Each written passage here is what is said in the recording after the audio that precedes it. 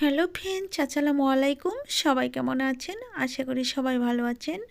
আজকে আমি খুব মজার একটা রেসিপি নিয়ে চলে এসেছি। আজকে আমি 3টি ডিম আর 10 টাকা দামের গরুর দুধের প্যাকেট দিয়ে কিভাবে খুব মজা করে পুডিং রেসিপি করতে হয় সেই রেসিপিটি শেয়ার করে দেখাবো। তো আমরা কথা না বাড়িয়ে মূল রান্নার দিকে চলে যাচ্ছি। তো এর আগে বলছি, যারা আমার চ্যানেলটি সাবস্ক্রাইব করেন নাই, প্লিজ যদি আমার ভিডিওটি ভালো লেগে থাকে তাহলে অবশ্যই সাবস্ক্রাইব করে দিবেন আর সম্পূর্ণ ভিডিওটি দেখার চেষ্টা করবেন। এখন আমি মূল রেসিপিতে চলে যাচ্ছি।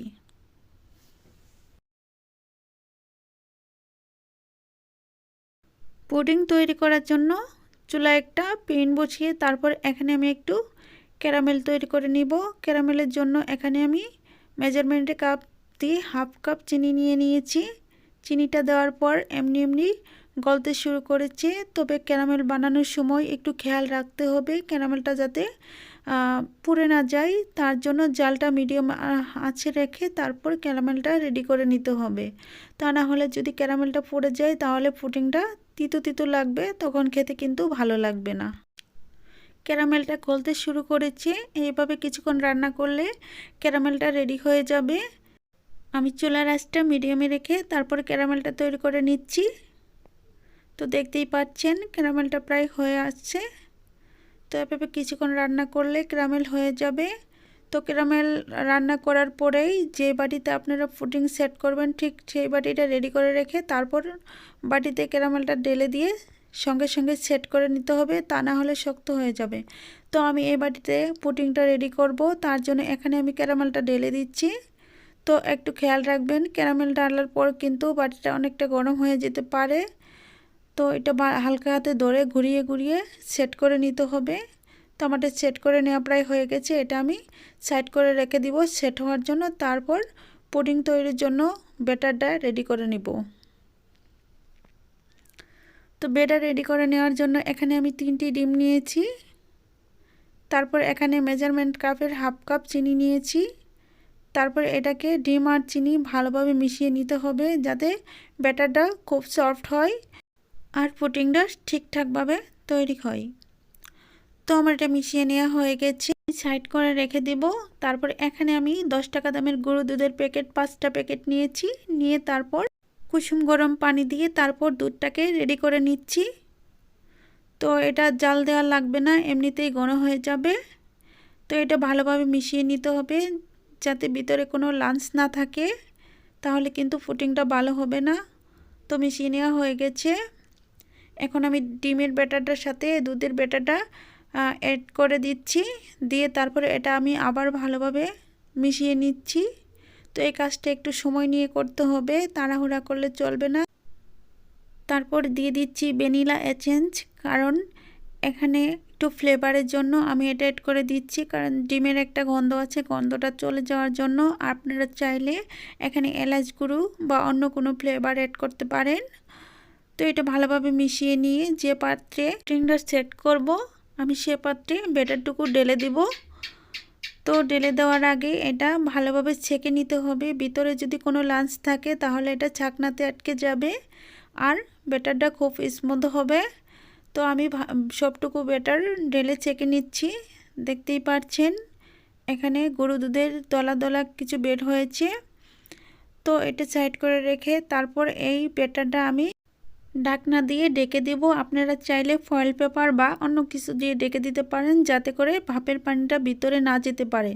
তো আমি যে পাত্রে পুডিংটা সেট করব সেখানে আমি একটা স্ট্যান্ড বসিয়ে দিয়েছি। তারপর এখানে আমি পুডিংয়ের পাত্রটা বসিয়ে দিয়েছি। দেওয়ার পর এখানে আমি পানি দিয়ে দিব সিদ্ধ করার জন্য। তো পানিটা খেয়াল রেখে দিতে হবে যাতে করে পুডিংয়ের ভেতর পানি না ঢুকতে পারে, সেই অনুমান করে পানিটা দিতে হবে। তা না হলে পুডিংয়ের ভেতর পানি ঢুকে যাবে, তাহলে পুডিংটা ঠিকঠাকভাবে তৈরি হবে না। তো আমি পানিটুকু দিয়ে তারপর এটা ঢেকে দিয়ে তারপর 20 থেকে 25 মিনিটের মধ্যে আমি ফিরে আসছি। তো চুলাটা ধরিয়ে দিয়ে 20 থেকে 25 মিনিট পর আমি আবার ব্রেকে আসছি। তো সাথেই থাকবেন। তো 20-25 মিনিট পর আমি ফিরে এসেছি, খুলে দেখাচ্ছি কেমন হয়েছে। দেখতেই পাচ্ছেন পানিটা অনেকটা কমে গেছে আর এই ঢাকনাটা একটা ছুরির সাহায্যে খুলে নিচ্ছি। তো অনেক গরম, হাত দিয়ে ধরতে যাবেন না। আমি একটা টুথপিক দিয়ে চেক করে নিচ্ছি। দেখেন টুথপিক দিয়েছিলাম, ভিতর থেকে একদম ক্লিন বের হয়ে এসেছে। তার মানে পুডিংটা ঠিকঠাকভাবে রেডি হয়ে গেছে, এখানে কোনো কাঁচা কাঁচা ভাব নেই। তো এটা আমি এখন নামিয়ে নিব।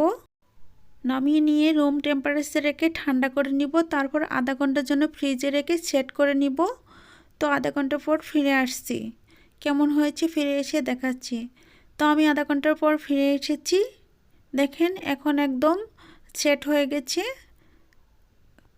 একদম ঠান্ডা হয়ে একদম সেট হয়ে গেছে। এটা এখন আমি এখান থেকে মোল্ড আউট করে নিব। তার জন্য ছুরির সাহায্যে চতুর্দিকে ঘুরিয়ে ঘুরিয়ে একটু ছাড়িয়ে দিচ্ছি যাতে ভেঙে না যায়। তো এটা খুব সাবধানে নামিয়ে নিতে হবে, তা না হলে ভেঙে যেতে পারে। তো এটার উপর আমি একটা প্লেট রেখে তারপর বাটিটা, পুডিংয়ের বাটিটা উল্টিয়ে নিচ্ছি। তো এইভাবে উল্টিয়ে নিয়ে তারপর পুডিংটাকে বের করে নিচ্ছি।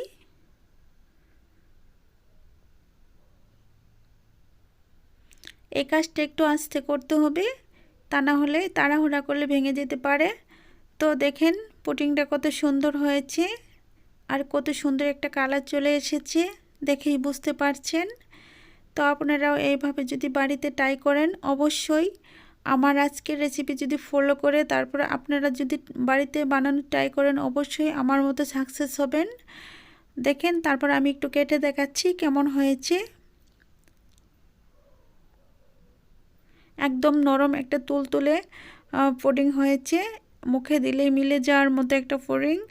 আর দেখতেও যেমন সুন্দর, খেতেও কিন্তু দুর্দান্ত স্বাদের একটা পুডিং রেসিপি। তো এই ক্যারামেল পুডিংটা আপনারা বাড়িতে ট্রাই করতে পারেন। বাচ্চা থেকে একদম মুরব্বীরা পর্যন্ত এটা পছন্দ করবে। তো দেখতেই পাচ্ছেন একদম রসে ভরা টইটুম্বর একটা পুডিং হয়েছে। আজকের রেসিপিটি যদি ভালো লেগে থাকে অবশ্যই আমার চ্যানেলটি সাবস্ক্রাইব করে দিবেন আর পাশে থাকা বেল বাটনটি অন করে রাখবেন নতুন নতুন নোটিফিকেশন সবার আগে পাওয়ার জন্য। তো এর মধ্যে আর বলছি, যদি ভালো লেগে থাকে অবশ্যই লাইক কমেন্ট শেয়ারও করবেন, জানাবেন আজকের রেসিপিটি কেমন হয়েছে। আপনারা ভাবছেন একটু কেটে দেখাই, অবশ্যই কেটে দেখাবো। দেখেন আমি চামচের ছোঁয়াতেই এই পুডিং রেসিপিটি কেটে দেখালাম। তো আজকে এই পর্যন্তই, ভালো থাকবেন, সুস্থ থাকবেন, খোদা হাফেজ।